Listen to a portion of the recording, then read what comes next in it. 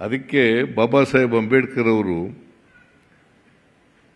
ಸಂವಿಧಾನ ರಚನೆ ಮಾಡಿ ಅದನ್ನು ಅಂಗೀಕಾರ ಮಾಡ್ತಕ್ಕಂಥ ಹಿಂದಿನ ದಿನ ಭಾಷಣ ಮಾಡ್ತಾರೆ ಕಾನ್ಸ್ಟಿಟ್ಯೂಯೆಂಟ್ ಅಸೆಂಬ್ಲಿನಲ್ಲಿ 1949 ನವೆಂಬರ್ 26. ಅವ್ರು ಏನು ಹೇಳ್ತಾರೆ ಅಂತಂದರೆ, ಜನವರಿ 26, 1950ನೇ ಇಸ್ವಿಗೆ ನಮ್ಮ ಸಂವಿಧಾನ ಜಾರಿಗೆ ಬರುತ್ತದೆ. ಸಂವಿಧಾನ ಜಾರಿಗೆ ಬಂದಾಗ ಎಂಥ ಸಮಾಜ ನಾವು ಕಾಣ್ತೇವೆ? ವೈರುಧ್ಯತೆ ಇರತಕ್ಕಂಥ ಸಮಾಜವನ್ನು ಕಾಣ್ತೇವೆ. ಸಾಮಾಜಿಕ ಅಸಮಾನತೆ ಇದೆ, ಆರ್ಥಿಕ ಅಸಮಾನತೆ ಇದೆ, ಈ ವೈರುಧ್ಯತೆ ಇದೆ. ನಾವು ಸಂವಿಧಾನದಲ್ಲಿ ಎಲ್ರಿಗೂ ಸಮಾನ ಅವಕಾಶ, ಸಮಾನ ಸಮಾಜ ಮಾಡಬೇಕು ಅಂತ ಹೇಳ್ಬಿಟ್ಟಿದ್ದೀವಿ. ಆದರೆ ವೈರುಧ್ಯತೆ ಇದೆಯಲ್ಲ ನಮ್ಮ ಸಮಾಜದಲ್ಲಿ, ಈ ಅಸಮಾನತೆಯನ್ನು ಹೋಗಲಾಡಿಸದೆ ಹೋದರೆ ಸಮಾನತೆಯ ಸಮಾಜನೂ ಮಾಡೋಕ್ಕಾಗಲ್ಲ, ಸಮಾಜದಲ್ಲಿ ಶಾಂತಿನೂ ಕೂಡ ನೆಲೆಸಲಿಕ್ಕೆ ಸಾಧ್ಯ ಆಗಲ್ಲ. ಮತ್ತೆ ಯಾರು ಅಸಮಾನತೆಯಿಂದ ಅನ್ಯಾಯಕ್ಕೊಳಗಾಗಿದ್ದಾರೆ ಆ ಜನರೇ ಒಂದು ದಿನ ಸ್ವಾತಂತ್ರ್ಯದ ಸೌಧವನ್ನು, ಪ್ರಜಾಪ್ರಭುತ್ವದ ಸೌಧವನ್ನು ಧ್ವಂಸ ಮಾಡ್ತಾರೆ ಅಂತಕ್ಕಂಥ ಮಾತುಗಳನ್ನು ಹೇಳಿ. ಅದರಿಂದ ಶಿಕ್ಷಣ ಇದೆಯಲ್ಲ ಎಲ್ರಿಗೂ ಸಿಗಬೇಕು, ಎಲ್ರಿಗೂ ಗುಣಮಟ್ಟದ ಶಿಕ್ಷಣ ಸಿಗಬೇಕು. ಈಗ ನಾನು ಅನೇಕ ಜನ ಇವತ್ತು IAS, KAS ಪಾಸ್ ಮಾಡಿರ್ತಕ್ಕಂಥವ್ರು, ಅಭಿನಂದನೆಗೆ ಒಳಪಟ್ಟಂಥವ್ರು ಬಹಳ ಜನ ಹಳ್ಳಿಗಳಿಂದ ಬಂದಿದ್ದಾರೆ. ನಾನು ಶ್ರೀನಿವಾಸನ ಹೇಳ್ತಾ ಇದ್ರು, ನಾನು ಗೌರ್ಮೆಂಟ್ ಸ್ಕೂಲ್ನಲ್ಲಿ ಓದಿದೆ ಅಂತ. ನಾನು ಗೌರ್ಮೆಂಟ್ ಸ್ಕೂಲ್ನಲ್ಲಿ ಓದಿರೋದು.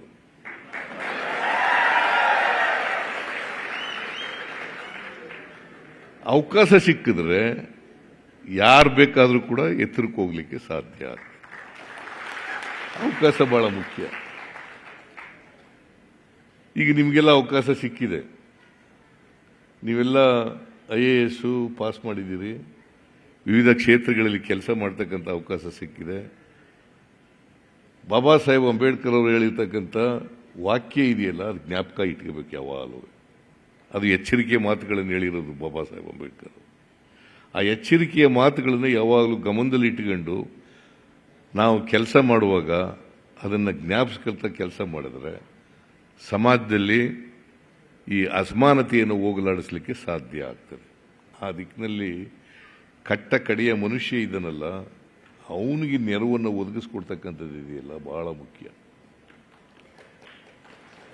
ಆ ಜನರಿಗೆ ನಿಮಗೆ ಈಗ ನಾವು ರಾಜಕಾರಣಿಗಳು ಪಾಲಿಸಿ ಮಾಡ್ತೀವಿ, ಪ್ಲಾನ್ ಮಾಡ್ತೀವಿ, ಕಾರ್ಯಕ್ರಮಗಳನ್ನು ಮಂಜೂರು ಮಾಡಿಕೊಡ್ತೀವಿ, ಆದರೆ ಜಾರಿ ಮಾಡ್ತಕ್ಕಂಥವ್ರು ನೀವು ಅಧಿಕಾರಿಗಳು. ಯಾರು ಟಾರ್ಗೆಟೆಡ್ ಪೀಪಲ್ನ ತಲುಪಿಸ್ತಕ್ಕಂಥವ್ರು ನೀವು. ಆ ಕೆಲಸ ಮಾಡಬೇಕಾದದ್ದು ಪ್ರತಿಯೊಬ್ಬರ ಜವಾಬ್ದಾರಿ. ನಾವು ಏನೋ ಅಧಿಕಾರಿಗಳಾಗ್ಬಿಟ್ಟಿದ್ದೀವಿ, ದೊಡ್ಡ ದೊಡ್ಡ ಹುದ್ದೆಗಳು ಸಿಕ್ಬಿಟ್ಟಿದ್ದೇವೆ ಅಂತಕ್ಕಂಥದ್ದು ಇರಬಾರ್ದು ತಲೆಯಲ್ಲಿ. ನಾವು ಬಂದಿರತಕ್ಕಂಥದ್ದು ಸಮಾಜ ಸೇವೆ ಮಾಡೋಕ್ಕೋಸ್ಕರ ಅಂತಕ್ಕಂಥ ಮೂಲಭೂತವಾದಂಥ ಭಾವನೆಯನ್ನು ಬೆಳೆಸ್ಕೋಬೇಕಾಗ್ತದೆ. ಸಮಾಜ ಸೇವೆ ಮಾಡ್ತಾ ಇದ್ದೀವಿ.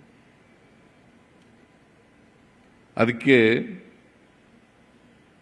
ಕೆಂಗಲ್ ಹನುಮಂತಯ್ಯನವರ ವಿಧಾನಸೌಧ ಕಟ್ಟಿಸಿದಾಗ ಸರ್ಕಾರದ ಕೆಲಸ ದೇವರ ಕೆಲಸ ಅಂತ ಬರೆಸಿದ್ದಾರೆ. ಸರ್ಕಾರದ ಕೆಲಸ ದೇವರ ಕೆಲಸ. ನೀವು ಅದರಲ್ಲೇ ದೇವ್ರಿಗೆ ಕಾಣಬೇಕು. ನೀವು ಮಾಡ್ತಕ್ಕಂಥ ಕೆಲಸದಲ್ಲಿ ನಿಮಗೆ ತೃಪ್ತಿ ಬರ್ತಕ್ಕಂಥ ರೀತಿಯಲ್ಲಿ ಮಾಡಬೇಕಷ್ಟೇ. ಅದನ್ನು ಮಾಡಿದ್ರೆ ನಿಮ್ಮ ಜೀವನ ಸಾರ್ಥಕ ಆಗ್ತದೆ. ನಿಮಗೊಂದು ಅವಕಾಶ, ವಿಶಿಷ್ಟವಾದಂಥ ಅವಕಾಶ, ವಿಶೇಷವಾದಂಥ ಅವಕಾಶಗಳು ಸಿಕ್ಕಿದ್ದಾವೆ. ಆ ಅವಕಾಶ ಯಾವ ಕಾರಣಕ್ಕೂ ಕೂಡ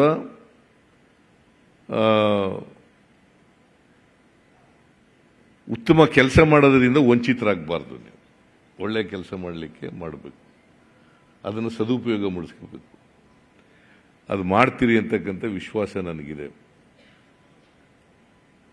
ಭಾಳ ಜನ ತಂದೆ ತಾಯಿಗಳನ್ನೆಲ್ಲ ಕರ್ಕೊಬಂದಿದ್ದೀರಿ. ಅವರೆಲ್ಲ ಪಾಪ ಹೆಮ್ಮೆಯಿಂದ ನಿಮ್ಮನ್ನು ಬಂದು ನನ್ನ ಮಕ್ಕಳು ಹಿಂಗಾಗಿದ್ದಾರೆ ಅಂತಕ್ಕಂಥ ಖುಷಿ ಪಟ್ಟಿದ್ದಾರೆ. ನಾವು ಎಲ್ಲ ಖುಷಿ ಪಟ್ಟಿದ್ದೀವಿ, ಹೆಮ್ಮೆ ಪಟ್ಟಿದ್ದೀವಿ. ಬಿಕಾಸ್ ನೀವೆಲ್ಲ ರಾಜ್ಕುಮಾರ್ ಅಕಾಡೆಮಿಯಿಂದ ಇಂಥ ದೊಡ್ಡ ಹುದ್ದೆಗೆ ಹೋಗಿದ್ದೀರಿ ಅಂತಕ್ಕಂಥ ನಾವೆಲ್ಲ ಖುಷಿ ಪಟ್ಟಿದ್ದೀವಿ. ಸೊ ಅದರಿಂದ ನಾವು ಖುಷಿ ಪಟ್ಟಿದ್ದೀವಿ, ನಿಮ್ಮ ತಂದೆ ತಾಯಿಗಳು ಖುಷಿ ಪಟ್ಟಿದ್ದಾರೆ. ನೀವು ಸಮಾಜದ ಜನರನ್ನು ಖುಷಿ ಪಡಿಸ್ತಕ್ಕಂಥ ಕೆಲಸ ಮಾಡಿಸ್ಬೇಕು. ಆಮೇಲೆ ಪುನೀತ್ ರಾಜ್ಕುಮಾರ್ ಅವರ ಹೆಸರಿನಲ್ಲಿ ಸ್ಕಾಲರ್ಶಿಪ್ ಕೊಡ್ತಕ್ಕಂಥ ಕೆಲಸ ಪ್ರಾರಂಭ ಮಾಡಿದ್ದೀರಿ. ಭಾಳ ಒಳ್ಳೆಯ ಕೆಲಸ ಅದು.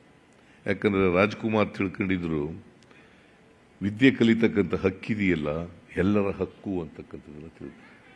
ವಿದ್ಯೆ ಕಲಿತಕ್ಕಂಥದ್ದು ಇದೆಯಲ್ಲ ಎಲ್ಲರ ಹಕ್ಕು. ಇಟ್ಸ್ ಎ ಫಂಡಮೆಂಟಲ್ ರೈಟ್, ಮೂಲಭೂತವಾದಂಥ ಹಕ್ಕು. ಅದರಿಂದ ಪ್ರತಿಯೊಬ್ಬರು ಕೂಡ ಶಿಕ್ಷಣದಿಂದ ವಂಚಿತರಾಗಬಾರ್ದು. ಆರ್ಥಿಕವಾಗಿ ದುರ್ಬಲರಾದಂಥ ಜನರಿಗೆ ಈ ಥರದ ಸ್ಕಾಲರ್ಶಿಪ್ ನೆರವು ಕೊಡೋದ್ರ ಮೂಲಕ ಅವರಿಗೆ ಆರ್ಥಿಕವಾಗಿ ಶಕ್ತಿ ತುಂಬಿದಾಗ ಆಗ್ತದೆ, ಮತ್ತು ಅವ್ರನ್ನ ಮುಂದಿನ ವಿದ್ಯಾಭ್ಯಾಸ ಮಾಡಲಿಕ್ಕೂ ಕೂಡ ಅನುಕೂಲ ಆಗ್ತದೆ. ಅದರಿಂದ ಪುನೀತ್ ರಾಜ್ಕುಮಾರ್ ಒಬ್ಬ ಜನರ ಪ್ರೀತಿಯನ್ನು ಗಳಿಸಿದಂಥ ಒಬ್ಬ ನಟ ಅಂತ ಹೇಳಿದ್ರೆ ತಪ್ಪಾಗಲಾರ್ದು. ಭಾಳ ಅಪರೂಪವಾದಂಥ ಒಬ್ಬ ನಟ. ಅವ್ರ ಹೆಸರಿನಲ್ಲಿ ಇಂಥ ಸ್ಕಾಲರ್ಶಿಪ್ ಮಾಡಿರ್ತಕ್ಕಂಥದ್ದು ಭಾಳ ಸಂತೋಷ.